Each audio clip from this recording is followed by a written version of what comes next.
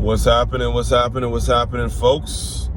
This is your first time meeting me or knowing me or coming into my world. My name is Aswand Cruickshank. I am your Move Swiftly speaker, and you're tuned in to what I like to call the Move Swiftly series, coffee and conversation on my way to the gym like I do every morning.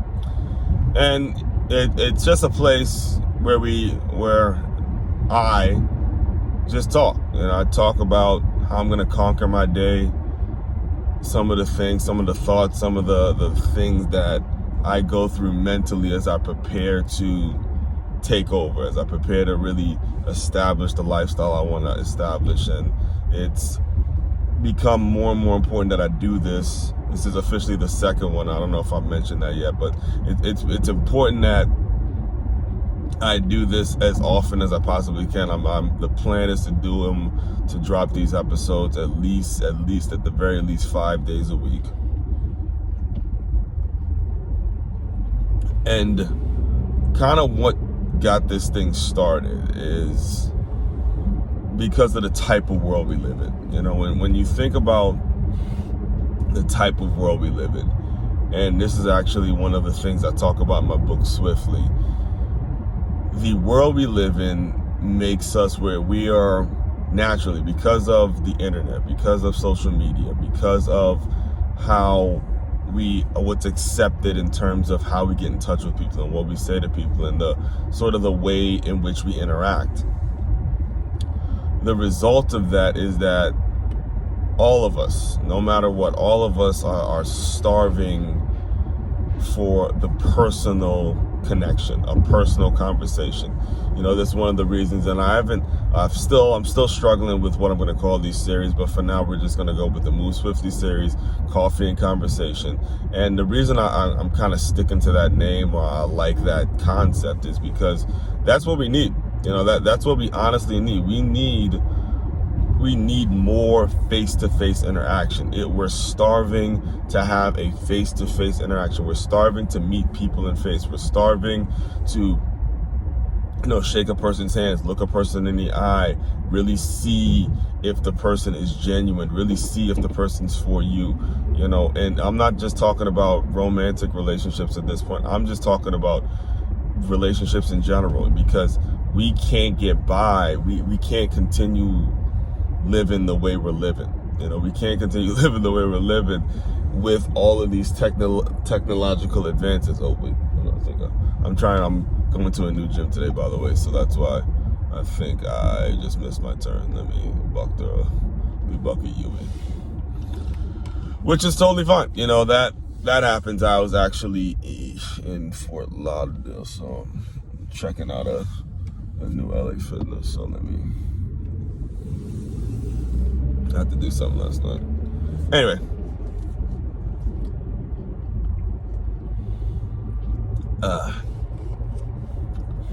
One second, guys. Let me make sure I don't want to get in an accident here. That would be the worst thing to happen. Yep. Yeah, I definitely did this time. All right. So yeah, where was I? We were talking. Yeah. So nowadays, when you really think about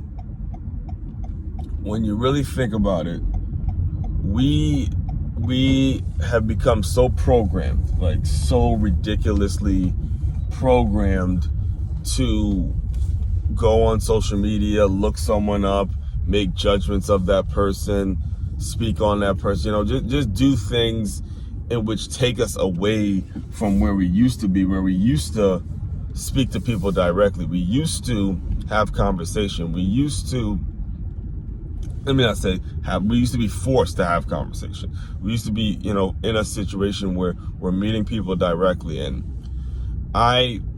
one of the things, I speak about teamwork a lot, and teamwork is very important. But one of the things that I really want to get back to, and hopefully this series can help with that, is dialogue. Just straight up basic dialogue with people. So we know specifically what's in a person's heart. And I'll give you a few examples of that. Just this past weekend, I met this guy. I was at another LA Fitness. The LA Fitness I was in this weekend, it was in, actually, I visited one in Boca. And I remember after well, first of all, let's just start during the workout, right? I don't know if I like that lighting. Yeah, we'll keep it this lighting. During the workout. Oh, wait, no, I have an idea. Bear with me for a second. During the workout, I'm not gonna lie to you guys, I was a little hungover. Not as hungover as I have been, but it's a little hungover. But I am one of the most determined people that you'll ever meet, and I run every single morning. Now, this weekend it was just storming, like rain everywhere, so I couldn't run outside. And I went on the treadmill. at the LA Fitness that I was at. And the treadmills, I mean, it was a horrible LA Fitness. The lockers were terrible. The treadmills were bad. I mean, the equipment was in fact, I went into the basketball court at LA Fitness, and they had all this trash on the floor, and all the balls that were there were flat. You know, it was ridiculous. Absolutely. I don't know if you guys can see me, right? It was ridiculous. Absolutely ridiculous. And I go because it's raining outside. I go upstairs where the treadmills normally are, and I'd say at least close to 30 to 40% of the treadmills were broken, and then the other, but 40% were being used. So I had to use one of the ones that wasn't broken, but it was broken. You know, I couldn't tell. The incline was up the whole time. I tried to put it at a certain speed. The speed's going higher and higher without me touching it. All this other nonsense. And what pissed me off, well, not pissed me off, but what was bothering me, I was getting tired really fast. And I was wondering, I'm like, why am I getting so tired? Because like I said, I was sort of hungover, but I wasn't as hungover as I've been. And I was, it was fine. I had a bit of a headache, and it wasn't really even that deep. And I had this I had to put it in my mind a lot, like, sometimes, hey, I may wake up and not feel like doing this show, or not feel like doing this series, but I had to do it because I said this is what I was going to do. And no matter what, if I'm going to be a speaker, I have to do the things. I have to do the things that I say I have to do. I say I want to do. I have to be responsible for my own self-determination, which is exactly where this whole series got started from. So I'm on this treadmill, and recognize I'm getting tighter and tired, like I'm getting tired faster than normal, like quicker than normal. And it's like, it's frustrating me. And I just say, you know what, I'm going to drop it. I walk around, and I'm like about to quit. I'm about to just call it in and say, you know what, it's Saturday morning. You're fine. It's raining outside. Everything was telling me to quit. And then there was something in me that said, no. I can't be running around talking about wanting to be great. I can't be, be this move swiftly speaker, not your motivational speaker. I can't be talking about all the things I want to do and not, get on it and do it. So found a treadmill that worked, and I went and I ran for the entire hour. Now, I got completely off topic real quick. I'm completely off topic with what I was planning on telling you guys. I didn't plan on telling you guys that. But anyway, now, if it's your first time meeting me, you know the kind of person you're dealing with now. So, yes, this is what I wanted to tell you. When it came time, when I was finished the workout and it came time for me to shower, I met this dude for the first time.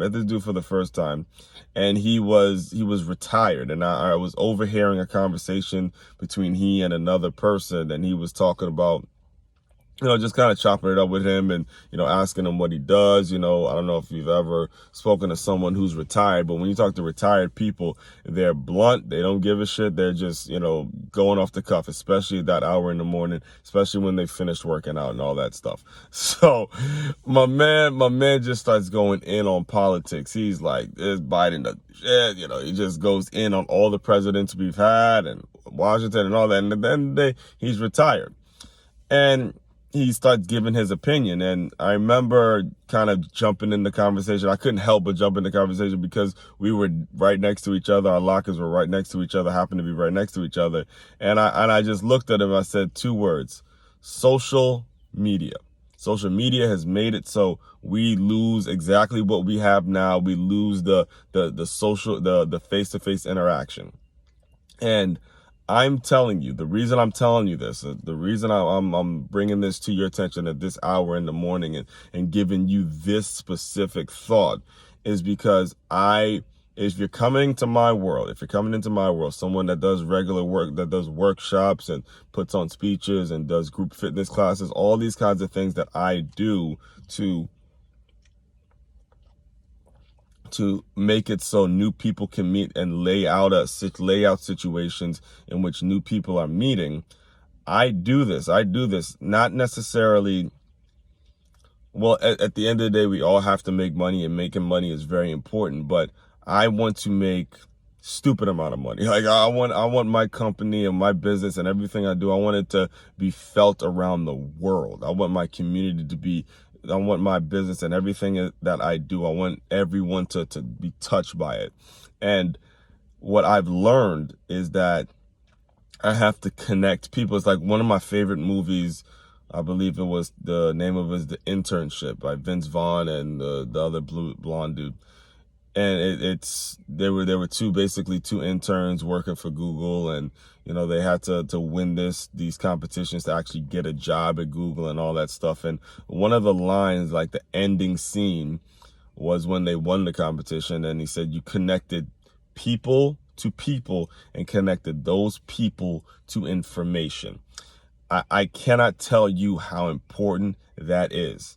How important it is, not just for me, but just for everyone. Because if we don't start to build a brand, build an organization, and build situations in which we connect people to people, everyone's going to go on assuming they know everything about a person because of their social media account, because what's on their social media account. And, relationships and everything just gets ruined. Nothing grows because it's such a cold, it's such a cold and quick way of looking at someone. You go look on someone's profile. Okay, that person does this. I don't see myself with the person that does that. I'm going to the next. I'm swiping this. All this other nonsense that it really drives me crazy when I hear it. And I'll close you out with this story. Just last night, I met this girl for the first ever time, and her name will remain nameless. I won't put her name out there, but she's beautiful, absolutely beautiful, gorgeous girl. And we got to talking about relationships, and her and her significant other are going through a lot of different situations. And as I was getting to know her for the first time, I started to see, she started, instead of her she went from being a very beautiful lady to very insecure. She lost her smile and everything because of this unknown way of the way we look at this world, the way we have relationships with people, and what social media, the anxiety, the insecurity, all of that stuff that goes on. So the point I'm making to you, looking at me, and again, thank you very, very, very much for tuning in to the Move Swiftly series, Coffee and Conversation. And again, bear with me. I'm only my second video in. And you guys are hearing a very raw conversation. I wanted it to be a very raw conversation. Nothing is more beautiful and nothing is more authentic than grabbing a cup of coffee, driving to the gym. I'm at the LA Fitness now, so I'm going to wrap up this video pretty soon.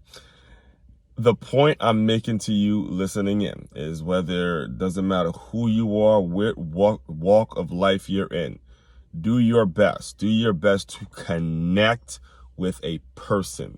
Connect with a person. When you connect with a person, look the person in the eye, shake the person's hands, give the person a hug, connect with a person, and then make your judgments, make your evaluation on that person when you've met the person. Don't evaluate people strictly based on what you see on social media. Not to say that social media is not important. Social media is very important, but don't get too, don't make, and I've made this mistake myself. I'm not talking at you. I'm talking to you. I'm talking to you about some of the things that I could have done better in my life. And I want to help you, or want to prepare you so you don't make the same mistake.